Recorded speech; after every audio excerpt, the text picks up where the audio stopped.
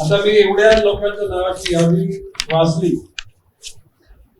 एका कार्यक्रमामध्ये सन्माननीय शरद पवार साहेब बोलले की गणेशराव जरा सन्माननीय डायस आणि भाषण सुरू करा. मी सांगितलं भाषण नाही केलं चालेल, परंतु या सगळ्यांची नावं घेणं मला गरजेचं. सुधाकर हसतोय. त्याचं बाब असे की ज्या घटकांना आपण त्या प्रवाहामध्ये जनसेवेकरता आपण प्रोत्साहित करतो किंवा ज्यांचा सहभाग असतो त्या लोकांचा नामोल्लेख करणं निश्चितपणे गरजेचं असतं.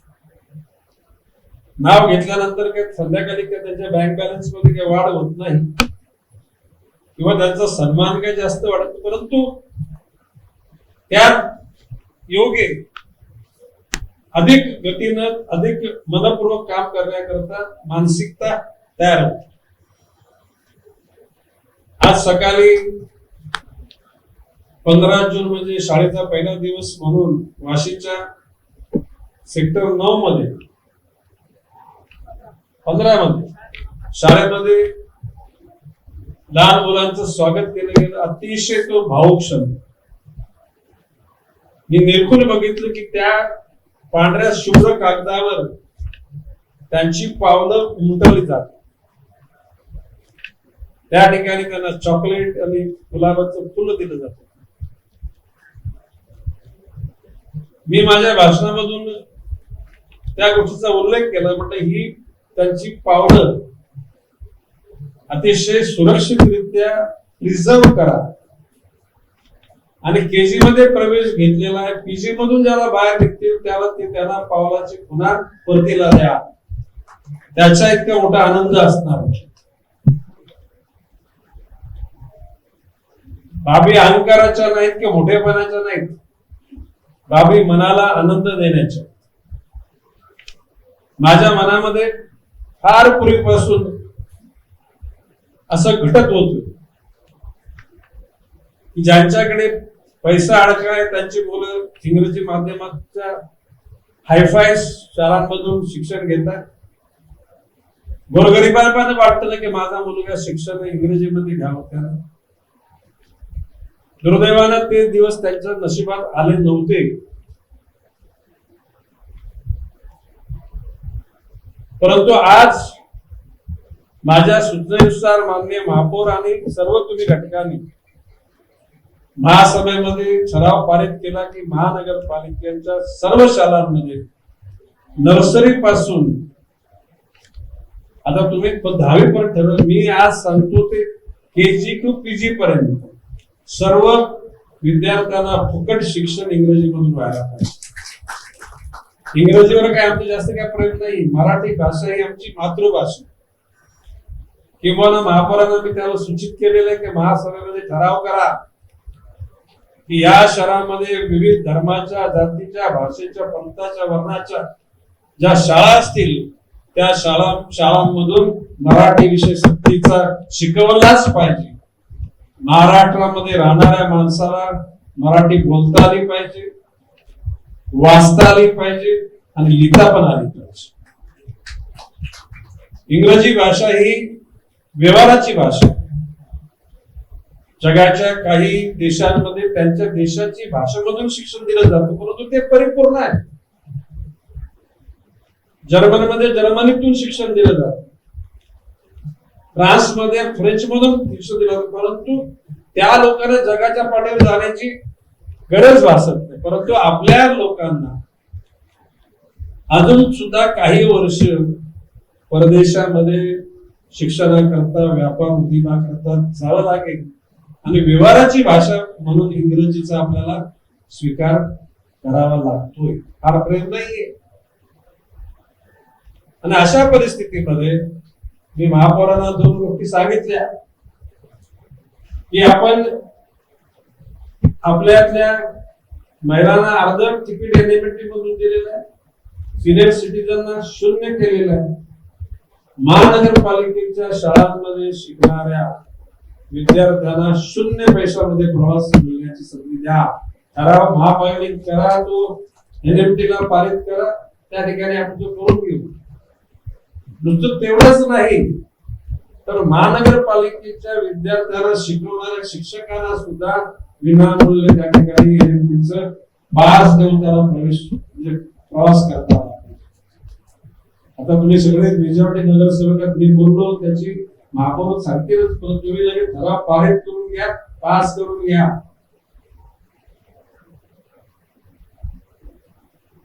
ज्या कालखंडामध्ये कोणी मराठीचा पुरस्कार करा, मराठी महानगरपालिका नवी मुंबईच्या शाळांमधला जो पटसंख्या वाढत होती आणि आज वाढते, ती अन्य शहरांना त्या ठिकाणी त्याचा उदाहरण घेण्यासारखं. आता जर इंग्रजी माध्यमातून केलं तर म्हणजे मी तुम्हाला सांगतो, तुम्ही भविष्य काळच्या पिढ्यांचं कल्याण केलं. आज जर का तुम्ही जर या ठिकाणी जो पहिली केजीची शाळा सुरू केली, आज केजीच्या सर्वच प्राथमिक विद्यालयामध्ये महापालिकेच्या सुरुवात होईल. कुठे 20 मुलं असेल तर 10, 15, 20, 25, 30, 40. कालांतराने ज्यावेळेला MCOM, MSc, MA ही परिपूर्ण शिक्षण घेऊन जेव्हा विद्यार्थी तर त्याला मराठी सुंदर वाचता आली पाहिजे, बोलता आली पाहिजे, लिहिता आली पाहिजे. पंतप्रधान नरेंद्रजी मोदी यांनी 12 वर्षाचा कालखंड पुरा करताना त्या महाराष्ट्राला सुद्धा भरभरून दिलं. मागच्या पंतप्रधानांनी काहीच केलं नाही असं मी म्हणणार नाही आणि म्हणणाऱ्यांच्या मताशी मी सहमत नाही. परंतु माननीय नरेंद्र मोदीजींचा जो 12 वर्षाचा कालखंड आहे त्याद्वारे देशाचा दरारा अन्य देशाला सुद्धा झालेला दहशत नाही.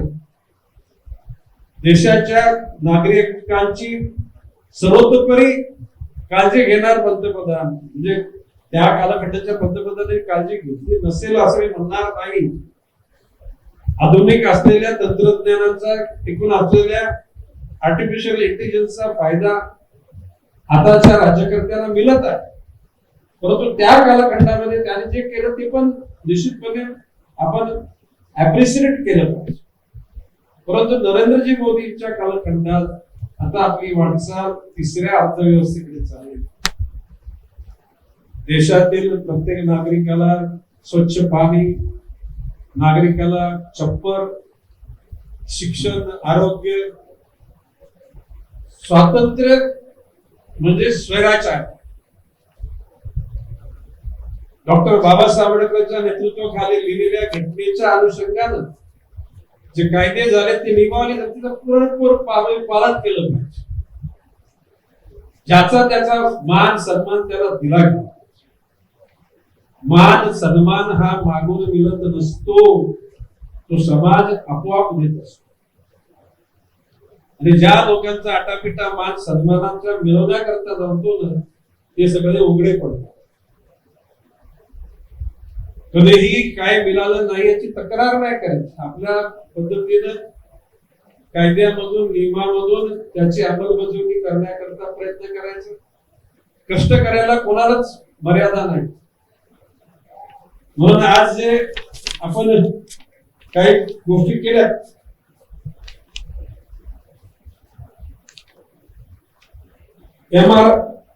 MRI सेंटर त्या ठिकाणी पैसे लावले. आपल्याकडे जो दाखल आहे त्याच्याकरता आणि बाहेर येणाऱ्या चिकित्सा करण्याकरता आलेल्या करता पैसे लावले. मी सांगतो भरलेल्या गाडीला वजन कसलं ग्रामीण भाषा आहे काय म्हणतात, अरे नवी मुंबई महानगरपालिका ही लुटली. आता खरं राजकारणाचं भाषा नाही, मनातली वेदना आहे. ज्या पद्धतीनं पैशाचा अपव्यय झाला तर माझं म्हणणं आहे की आता भविष्यकाळात मी सांगतो नवी मुंबई महापालिका परमेश्वराने वरद हस्त दिलेली महापालिका आहे. पैशाची कधी कमतरता पडणार नाही हा विश्वास मी व्यक्त करतो. आणि म्हणून जे पैसे लावलेत ना तुम्ही MRI साठी, बाहेरच्या लोकांसाठी नाही, जो नवी मुंबईचा नागरिक आहे त्यासाठी तुम्ही ते ठराव करा आणि शून्य करू. 1700 रुपये म्हणजे जास्त नाही. अरे गोर गरिबांकरता 1700 रुपये सुद्धा जास्त आहे. मी तुम्हाला किस्सा सांगतो. दशरथ भाऊ, मी 11वीला ठाण्याला होतो. माझा स्वभाव फार अतिस्वाभिमानी आहे. काय म्हणतो, दिवा गावचा माझा एक क्लासमेट, त्याच्या गाडीचा टायर फुटला. त्याला टायरची गाडीचा म्हणजे सायकलची किंमत होती 9 रुपये. माझ्या खिशात 10 रुपये होते. मी त्याला देऊन टाकला. शनिवार अर्धा दिवस म्हटलं तर आपण ट्रक मध्ये कुठे ना कुठे काय थोडेफार पडलेले असतील आपण घेऊन जाऊ. त्याला 50 नवे पैसे तिकीट होते. ठाणा स्टेशन टू खेरणा स्टॉप. मी बघितलं, माझा चुलत भाऊ माझ्याजवळ राहत होता, आणखी चुलत राहत होता. परंतु 50 नाही पैसे मी त्यांच्याकडून नाही मागितले. नाही तिथे पैसे म्हटल्यानंतर मी तिथून जो चालत आलो तो मंगळे गाव. म्हणजे बाबा तसा मूर्खपणाच आहे, संकोच बाळगू नये, परंतु नाही कोणासमोर हात पसरवायचे. हा किस्सा सांगण्याचा उद्देश एवढा की कष्ट करा, स्वाभिमान घाण घालू नका. जीवनाच्या अंतिम टप्प्यामध्ये जे सुख मिळतं तेच सुख. क्षणिक बळीजाव करण्याकरता, दुनियाला आकर्षित करण्याकरता ध्येयहीन, तत्वहीन, सत्वहीन जीवनाची केलेली वाटचाल ही अडचणीत घालणार आहे. कालाच्या ओघामध्ये सगळ्यांना समजून जाईल दूध का दूध आणि पाणी का पाणी. काय म्हणतो मी, दूध कुठलं ना पाणी कुठलं. आणि अनवॉन्टेड कोणाचा अनुनय करायचा नाहीये. काय म्हणतो मी, अनुनय सन्मान करा कोणाचा, जो त्या पात्र असेल त्याचाच सन्मान करा. अपात्र लोकांचा सन्मान प्रोटोकॉल प्रमाणे असेल तो करा, परंतु अंतःकरणपूर्वक जर सन्मान करायचा असेल तर तो कुठल्या धर्माचा आहे, जातीचा आहे, पंथाचा नाही. सद्गुण असेल तर त्या सुधाकर सोनावणे कधीच त्यावेळेला राष्ट्रवादीमध्ये नव्हता. सुधाकर नव्हता. सुधाकरच्या मध्ये असलेले सद्गुण लक्षात घेता माझ्या मनात सुधाकरला महापौर मानवायचं. आणि मी माझ्या मनात ठरवलं सुधाकर महापौर जा. या ठिकाणी कुठल्या पक्षाची पार्टनरशिप नाही पुरी केली, कुठल्या धर्माचा सन्मान नाही केला, त्या ठिकाणी सद्गुणाचा सन्मान झाला. आणि भविष्य काळामध्ये सुद्धा जे सद्गुणी असतील, ज्यांच्या जीवनाची विचारसरणी सकारात्मक असेल, अभंग बोलणारे, कीर्तन करणारे मला अपेक्षित नाही, परंतु आपल्या जीवनाच्या असलेल्या कर्तव्याशी परिपूर्ण त्या ठिकाणी समरस झालेल्या माणसाचा सन्मान हा कधी नाही नेहमीच व्हायला पाहिजे. भविष्य काळामध्ये सुद्धा तुम्हाला त्याला प्रचिती मागून जे मिळतं त्याला भीक म्हणतात, न मागता मिळते म्हणतात तो सन्मान. मी माझ्या आयुष्यामध्ये कधी कुणाकडे काय मागायला गेलो जाणार नाही, परंतु आपली कोणाविषयी नाराजी पण नाही. आता महानगरपालिका ही स्वायत्त संस्था आहे. It is autonomous body. जसे राज्य शासनाला अधिकार आहे तसे महापालिकेला अधिकार आहे. आता प्रश्न असा की ते अधिकार तोडून फोडून जर काही गोष्टी कोणी करायचं ठरवलं तर कोण? राजाने मारला नाही, पावसाने झोडलं, कोणाकडे तक्रार करायची? तक्रार करायची प्रोव्हिजन आहे का? लेडी सुद्धा आहे का? There is provision to complaint against the concern person? Nobody is there. म्हणून राजासारखं व्हावं. भविष्य काळामध्ये आपल्या कार्यप्रणालीविषयी लोकांनी अशा प्रकारचे लेख लिहू नयेत की ज्या ठिकाणी आपली निर्बसना. टीका सगळ्यांवर होते, टीका होणे गरजेचं आहे. जर टीका नाही झाली तर आपण उन्मत्त हत्तीसारखे आपल्या बोलण्याला चालण्याला कुठल्या मर्यादा राहणार. आणि मी विनम्रपणे सांगतो, आता 29 महानगरपालिकेच्या निवडणुका झाल्या, त्यांच्यामध्ये टू द पॉइंट कारभार चालतो नवी मुंबई महापालिकेचा. आणि मला तुमच्या सगळ्यांचा सारा अभिमान आहे. पण ते करताना प्रशासनाच्या सिस्टीमचा सुद्धा तुम्ही जितका गरजेचा आहे तितका सन्मान ठेवलाच पाहिजे. आज मी नेहमी जेव्हा केव्हा आलोय उद्घाटन इथं होतो मी पण त्याच्यानंतर प्रसन्न वाटलेलं हॉस्पिटल म्हणजे आजचं hospital. That's credit go to प्रशासन.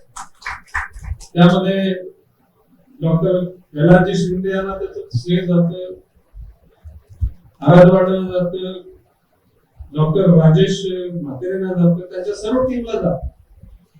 आणि भविष्य काळामध्ये संपूर्ण रुग्णालय अजून सुद्धा अपडेट करा. नवी मुंबई महानगरपालिकेच्या जनतेची सेवा करण्याकरता कसल्याही प्रकारच्या निधीची शॉर्टेज येणार.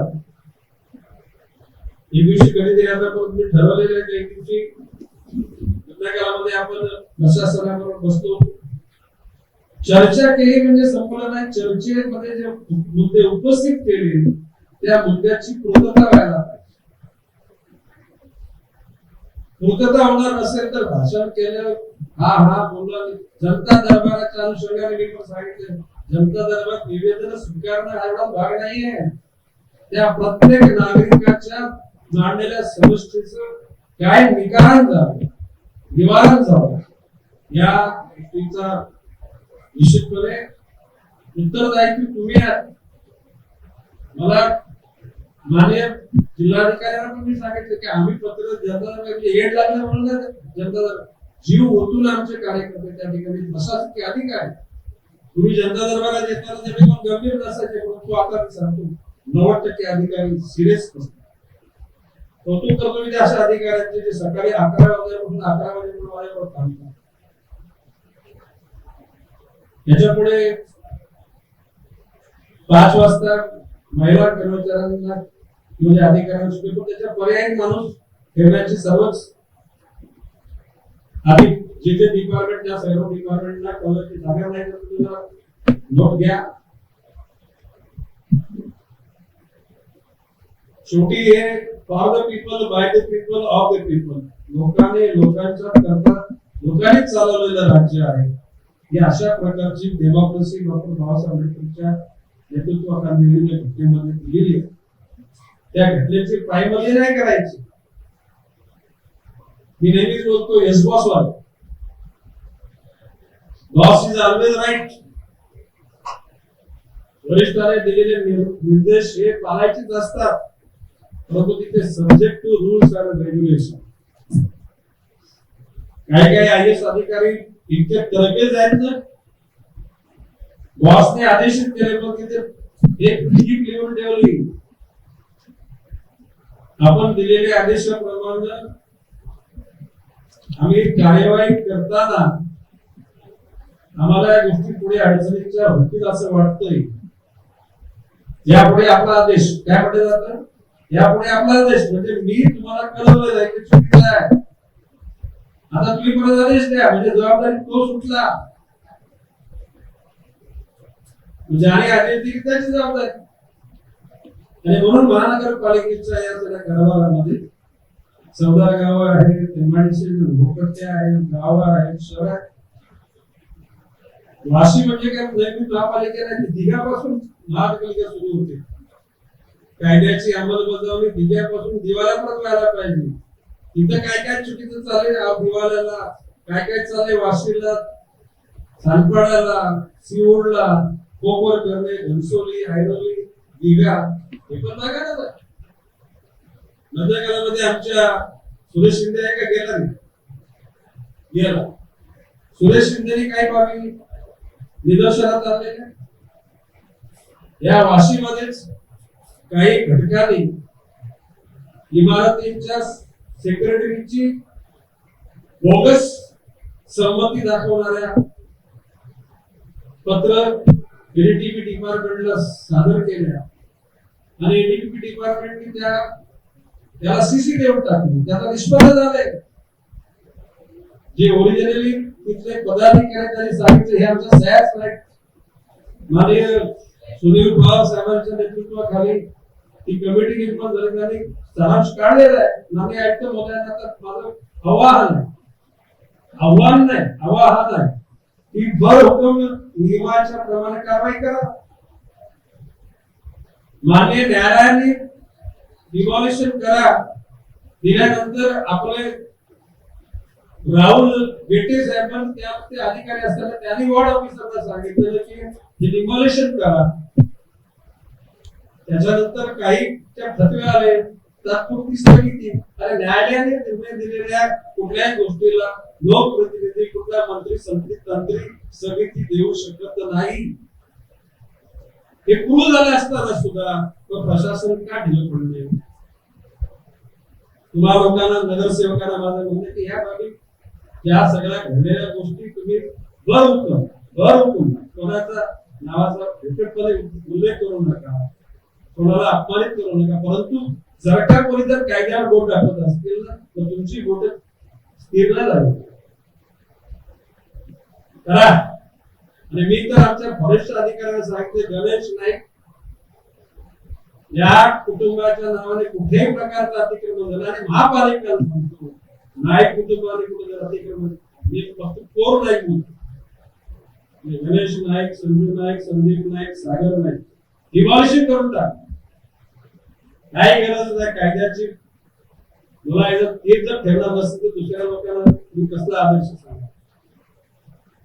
आणि हे करताना ज्या ठिकाणी तात्पुरती स्थगिती वगैरे आहे ते प्रकरण थेला शिंदेच्या काळाचा हॅव ए प्रॉपर ऍक्शन. मी म्हणते ड्रास्टिक ऍक्शन म्हणजे रॉंगली ऍक्शन घ्या असं माझं म्हणणं नाही. आणि मेसेज लोकांना पोहोचू द्या. कोणी मंत्री संत्री तंत्री असला तरी सुद्धा त्याला न्याय सारखा गोरगरिबाला सुद्धा न्याय सारखा. हे म्हणजे मला बोलायचं नव्हतं, कुणाचा इतके मागणी ऐकतो मुलांना तुम्ही सगळे पत्रकार वगैरे परत एकत्र म्हणजे परत लवकर येईल असं म्हणजे जुळून येईल असं काही मला वाटलं नाही. म्हणून मी आज बोलून गेलो. मी काय चुकीचा बोललोय का? चुकीचा बोलला असं तर हात वरती करा म्हणजे मी एक्सप्लेनेशन देतो. कोणी हात वरती करत नाही म्हणजे मी बरोबर बोललो. आज महापालिका महापौरांचे आयुक्तांचे कौतुक करताना, वैद्यकीय विभागाच्या अधिकाऱ्यांचं कौतुक करताना भविष्य काळात तुमच्या हातातूनच या नव्या जनतेची सेवा होईल. नवीन जनतेचे आशीर्वाद तुम्हाला मिळतील आणि मग राजे उदय सुरले आशीर्वाद गणेश नाईकला मिळतील असा विश्वास व्यक्त करतो. रजा घेतो. जय हिंद, जय महाराष्ट्र.